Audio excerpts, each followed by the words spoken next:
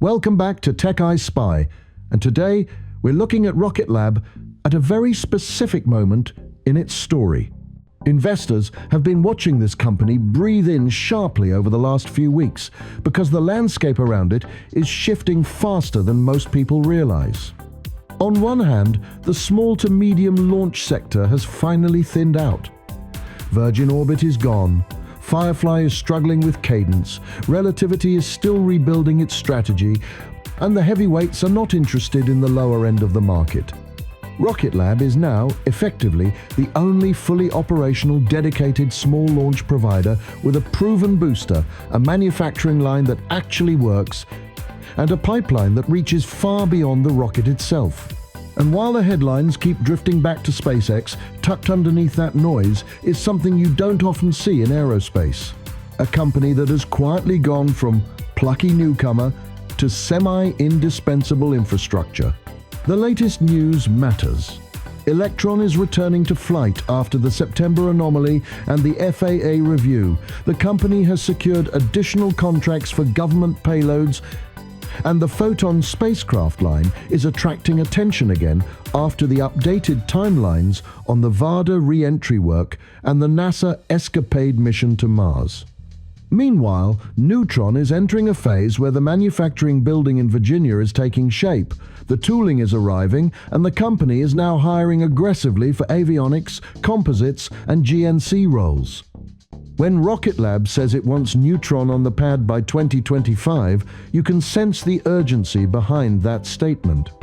And for investors, what really moves the needle is the fact that Rocket Lab is one of the few commercial players with its own vertically integrated engine production, propulsion testing, spacecraft bus manufacturing, and mission design capabilities. It can build, launch, and operate spacecraft, a trifecta that even far larger companies struggle to achieve. So today's episode matters because Rocket Lab is not standing still. The company is edging toward profitability not through hype, but through steady, methodical engineering decisions. The space sector is on the brink of a new wave of monetization where Earth observation, defense intelligence, broadband constellations, and in-orbit services converge into a single economic engine. Rocket Lab sits exactly where the revenue flow will be the strongest. If you've ever wondered whether this company can make it through the turbulence of the next 2 years or become the next great aerospace success story, stay with me all the way through. What we are about to unpack the strengths, the pressure points, the opportunities, and the very real threats will give you a far clearer view than the headlines ever will. When you look closely at Rocket Lab's strengths, you begin to understand why it has survived, while so many other small launch companies have faded into footnotes. The first and most obvious strength is Cadence. Electron is not theoretical, it's not aspirational, it's not stuck in redesign hell. It is one of the most frequently flown orbital rockets in the world. Only SpaceX has launched more this decade. That alone gives Rocket Lab an authority in the launch market that money cannot buy. Cadence means predictable cash flow, institutional trust, and a feedback loop of engineering refinement that no amount of venture capital can replicate.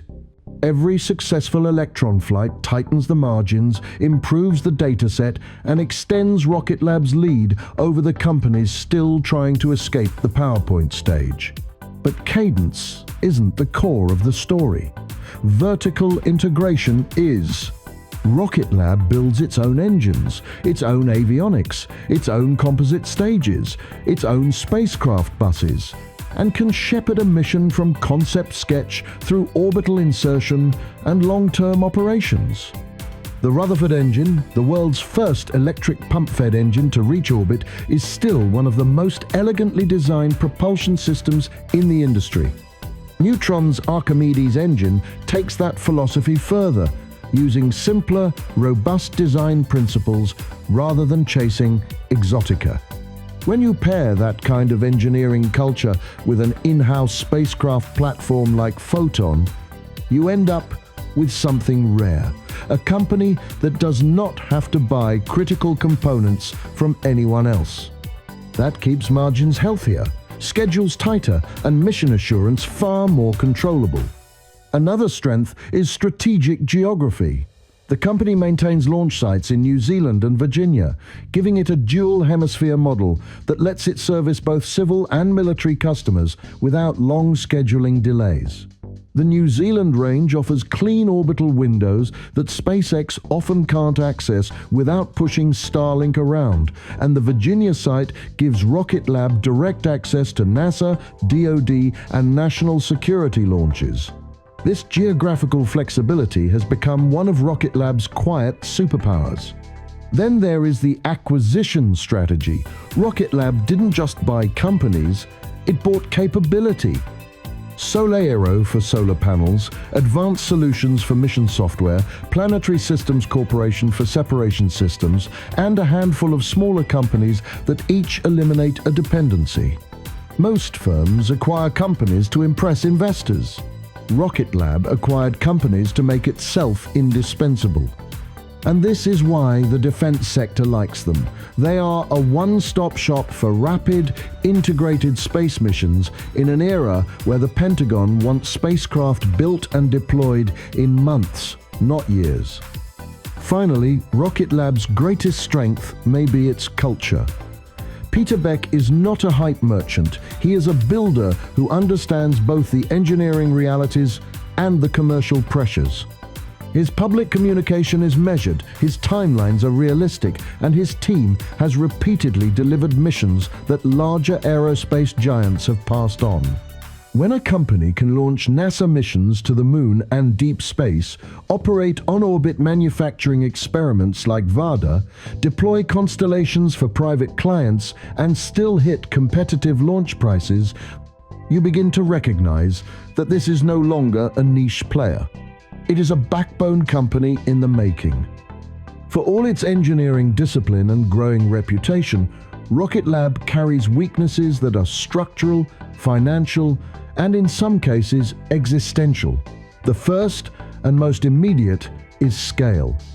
Electron may be one of the most successful small rockets ever built, but it is still a small rocket, and the commercial market has been drifting steadily toward heavier and more capable satellites.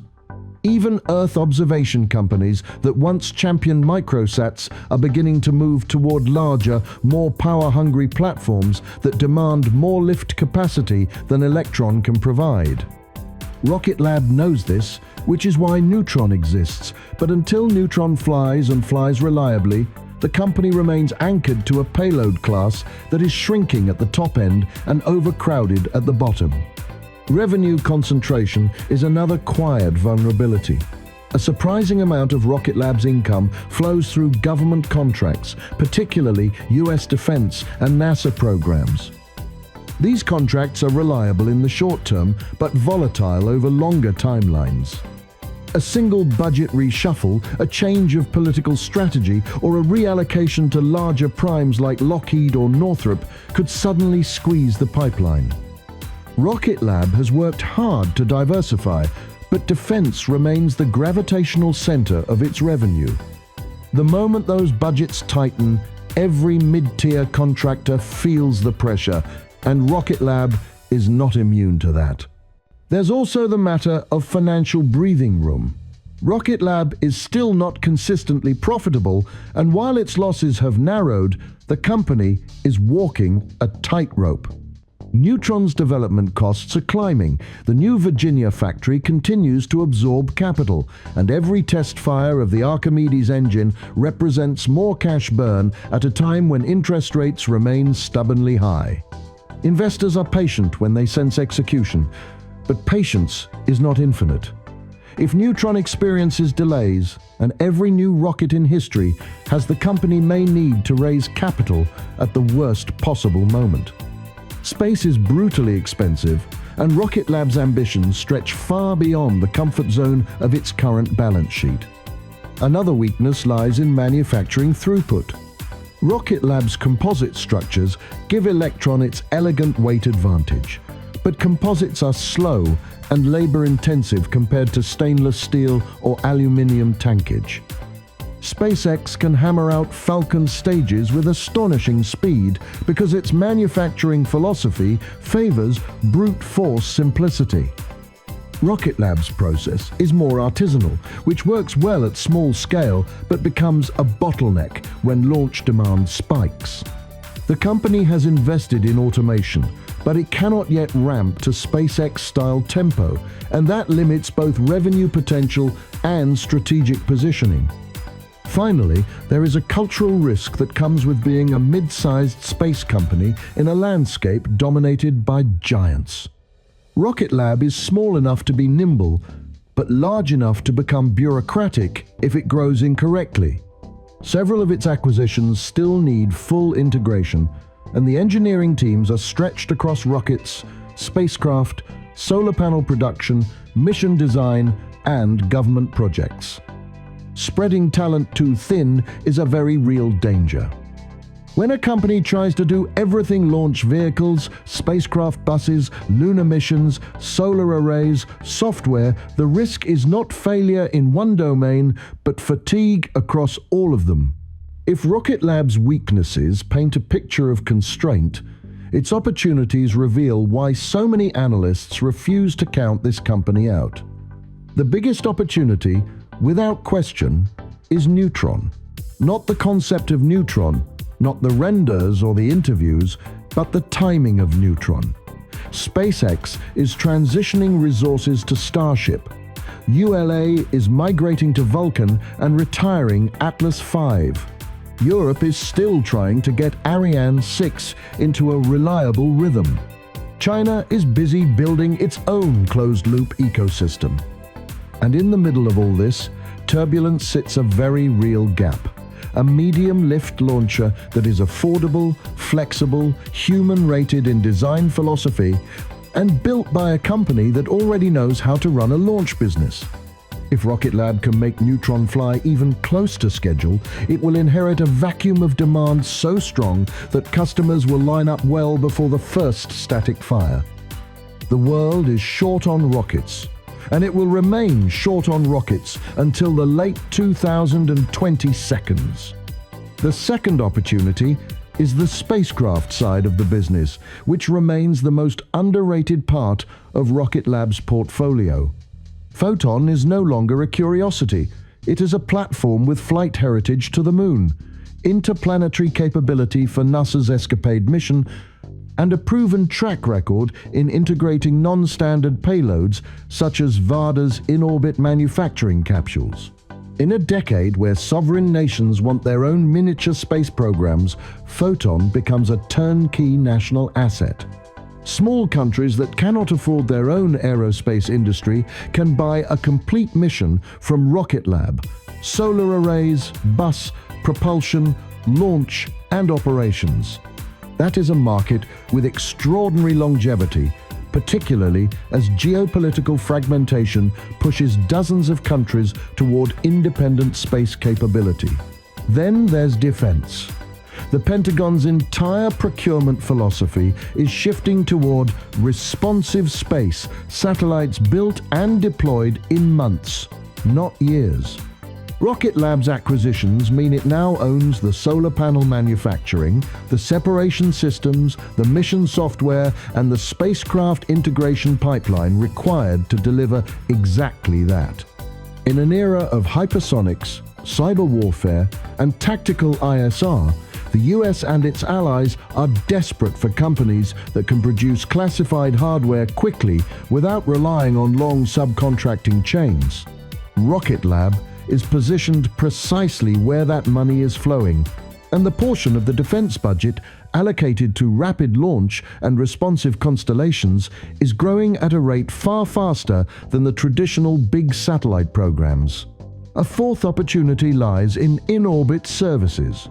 As satellite lifetimes shorten and constellations proliferate, the need for orbital transport, repositioning, debris mitigation, refueling concepts, and custom rideshare missions will only increase.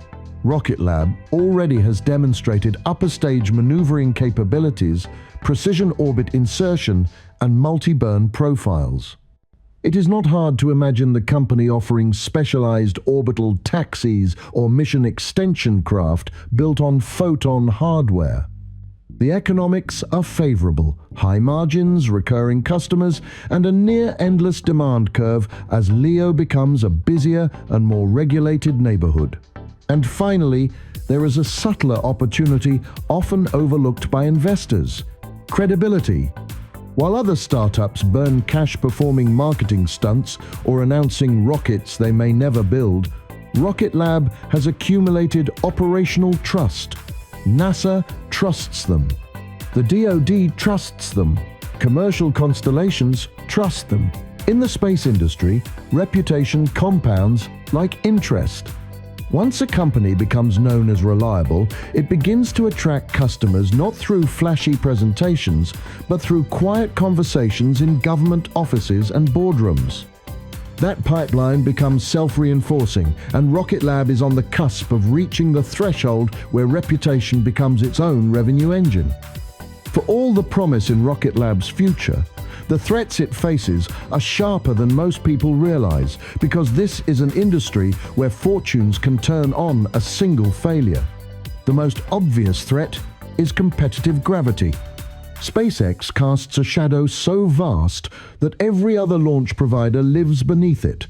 And even though Falcon 9 is oversubscribed, it still exerts downward pressure on pricing and upward pressure on expectations. SpaceX does not need to deliberately crush the small launch market. Its efficiency does it automatically. Any customer comparing Electron's per kilogram price to a rideshare on Falcon 9 sees the brutal reality. This doesn't kill Rocket Lab, but it continually forces it to justify its premium for dedicated access, precision orbits, and rapid turnaround.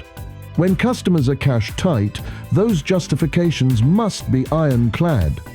The second threat is developmental risk. Neutron is a brilliant idea, but it is also a brand new rocket in a world where rocket development rarely runs smoothly. Engines fail on test stands, composites delaminate, plumbing rattles loose, guidance software misbehaves, timelines slip quarter after quarter. SpaceX, ULA, Blue Origin, Arianespace, every one of them has walked through development hell. Rocket Lab has less financial cushioning than those giants. A year-long delay for them is survivable. For Rocket Lab, it could trigger a capital raise at a painful valuation. Markets are forgiving right up until they're not, and Neutron, for all its potential, is the single riskiest undertaking in the company's history. Another threat comes from geopolitics. Most of Rocket Lab's commercial and governmental strength stems from its position inside the US defense ecosystem, but that position makes the company vulnerable to sudden shifts in political appetite. A budget fight in Congress, a procurement policy rewrite, a national security pivot toward larger primes, or a new set of regulations on foreign manufactured components could all disrupt Rocket Lab's access to high-value contracts. The company's multinational structure, built in New Zealand, headquartered in the US, operating globally, is an advantage until the day it becomes a complication. There is also the risk of market maturity. The smallsat boom of the late 2000s and 10 seconds led analysts to predict a constellation explosion that never fully materialized. Many of those companies have folded, merged, or repriced their ambitions. Even Earth observation firms are shifting toward larger, power-dense spacecraft that Electron cannot lift. If Neutron is late, the danger is clear. Rocket Lab's revenue could become temporarily trapped in a shrinking payload class while competitors open up new lanes above them. Timing, not technology, is often the thing that breaks aerospace companies. And finally, nature itself remains a threat. Rocket companies live at the mercy of physics and probability. One launch anomaly can erase a year of credibility, tighten regulatory oversight, stall government contracts, and force redesigns that ripple through the entire company. Rocket Lab's September failure was a reminder of that fragility. They handled it well, but every return to flight carries risk. Aerospace punishes even tiny errors, and a company of Rocket Lab's size has less margin for absorbing the shockwaves. When you piece everything together, Rocket Lab emerges as one of those rare aerospace companies that sit exactly on the hinge between survival and significance. It is no longer the scrappy startup firing test rockets over the Mahia Peninsula, nor is it yet the heavyweight it may become if Neutron enters service on time. Instead, it occupies that middle space where every engineering decision, every contract win, every static fire, and every financial quarter carries disproportionate weight. The strengths are undeniable. Proven cadence, vertical integration, a spacecraft business that most of the market still underestimates, and a reputation that improves with every complex mission they deliver. The opportunities ahead, from responsive defense missions to national space programs to medium-lift demand that outstrips global supply, are the kind of opportunities that don't come around twice. But the threats are just as real. Development risk, geopolitical turbulence, competition from giants who don't need to compete to dominate, and the unforgiving mathematics of rocket reliability all loom over the company's trajectory.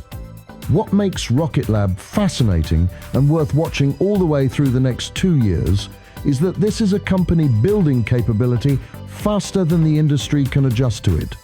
If Neutron flies, the story changes overnight. If Photon continues gaining momentum, the company starts generating revenue from every direction.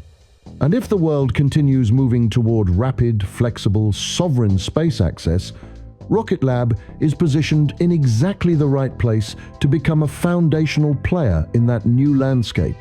So, if you're invested in this sector financially or simply out of curiosity, stick with us as we track Rocket Lab's journey. The story is entering its critical chapters, and what comes next may redefine its entire role in global space infrastructure. Thanks for watching, and as always, don't forget to subscribe to Tech I Spy for more deep dive SWOT episodes.